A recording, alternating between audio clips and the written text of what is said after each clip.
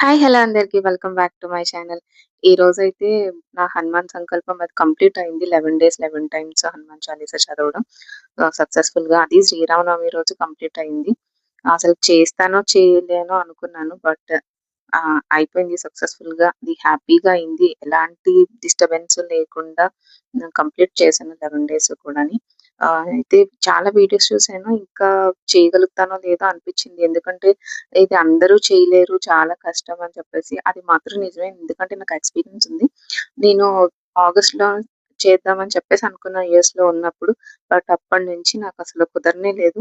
ఇప్పుడు end of the March కుదిరింది.